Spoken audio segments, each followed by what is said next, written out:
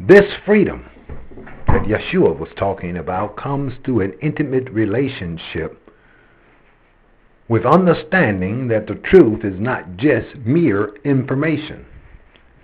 See, you can know a person or a something is against you, and you can want that something to stop being against you. But if you don't have the proper knowledge and appropriation of that knowledge in the proper way to oppose that action, and in the result of opposing it, demolish it. Excuse me. Demolish it. Tear it down. Cast it down.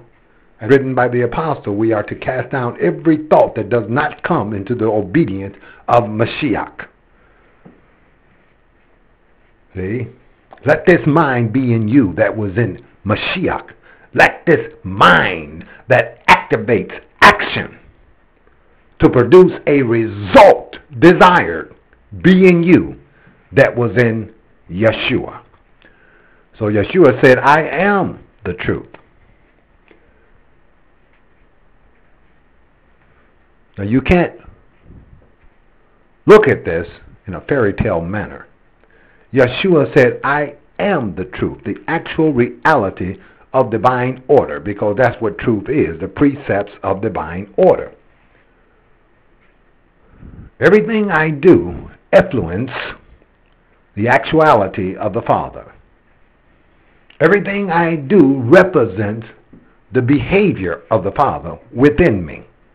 He who dwells within me, he who is the life within me, he who is the reality of my existence. So I am the truth, because the action must correspond to the condition of the cause. So the Father within Mashiach was actualized by the actions of Mashiach, because the causality and the effect was in complete agreement. See, when the effect is contrary to the causality, it's called hypocrisy. You know, when you say you believe in Elohim, but you live wickedly, that is, unlawfully, that is, against the righteousness of the Torah. Or you talk a good talk. You can philosophize the word.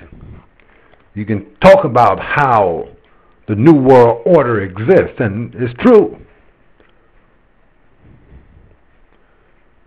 But does your talk change or empower what you're talking about?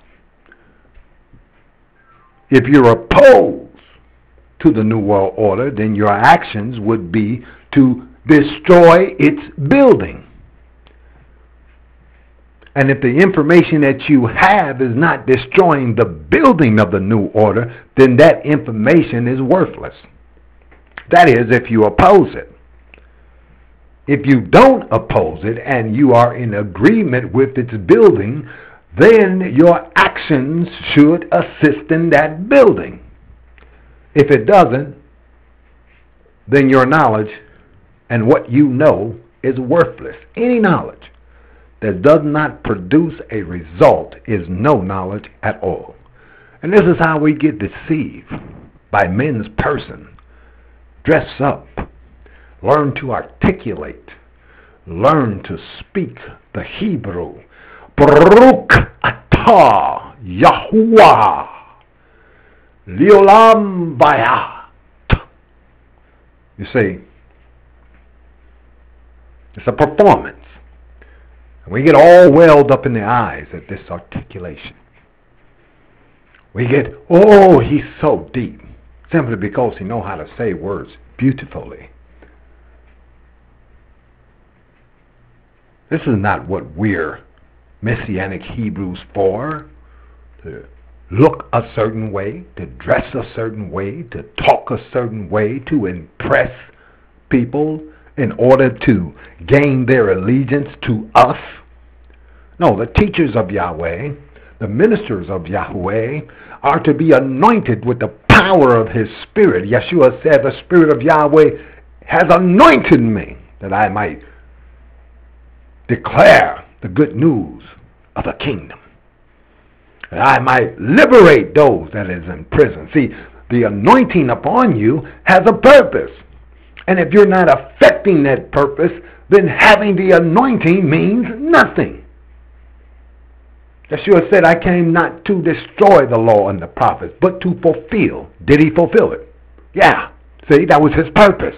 So everything he did in his life was to come to that ultimate goal of fulfillment. If we're talking about we're Messianic Hebrews, or we're Christians, or we're Muslim, what is the purpose in you being a Messianic Hebrew? What is the purpose in you being a Christian? What is the purpose of you being a Muslim?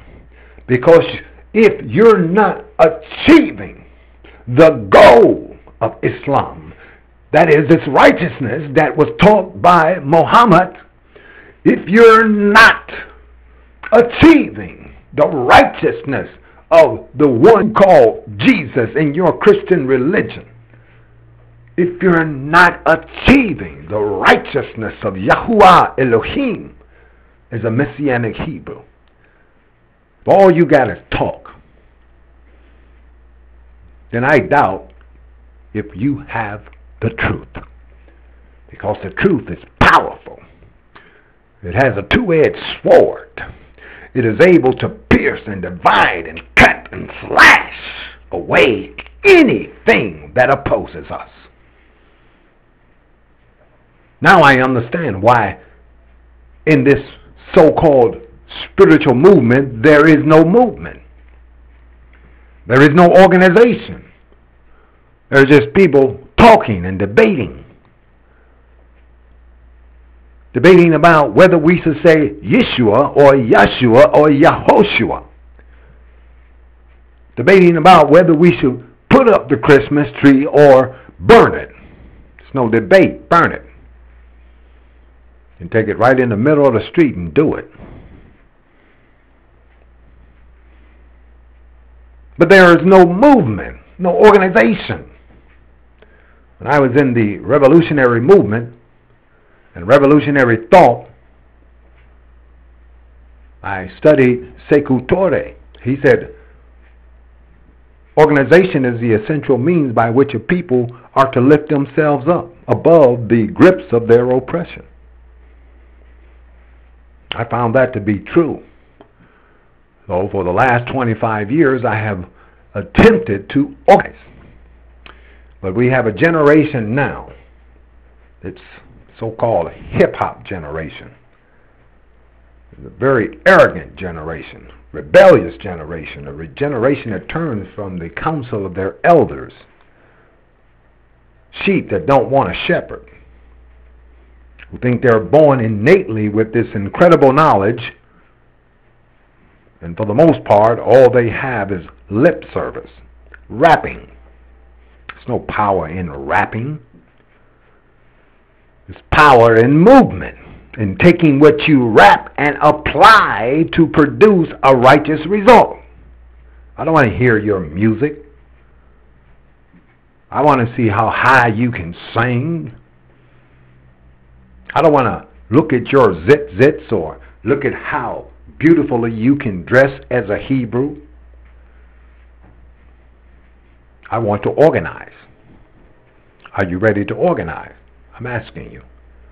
Are you ready to build a community, a messianic community in this wicked society that can be an example of active righteousness, active truth, the actualization of truth, not just the talking of information related to truth?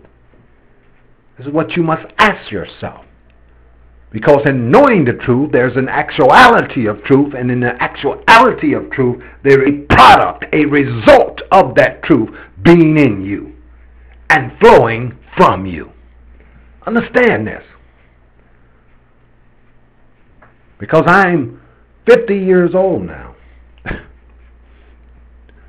I want to see some fruits of my labor. You see, when you're with a wife, and you're having intercourse, and she never has a child, you become disappointed.